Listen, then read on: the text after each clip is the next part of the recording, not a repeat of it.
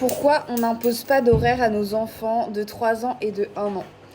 En fait, on a fait ce choix lorsqu'ils étaient petits. On s'est rendu compte qu'on avait envie de leur transmettre le goût au sommeil, c'est-à-dire leur donner le pouvoir de se dire ok, je suis fatiguée, donc je vais aller me coucher.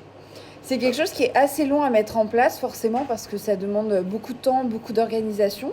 Mais en fait, on se rend compte que les enfants dorment lorsqu'ils sont fatigués. Donc c'est super, par exemple, si à 7 heures il est fatigué, le soir il va se coucher. Au moment de la sieste, c'est pareil.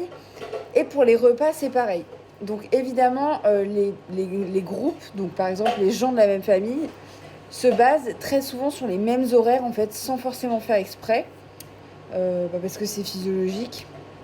Mais du coup, c'est vrai que c'est quelque chose qui marche super bien. En fait, on se rend compte que le rythme est respecté, que la faim est respectée. Donc en fait, il n'y a pas de bah non, j'ai pas faim, etc., etc.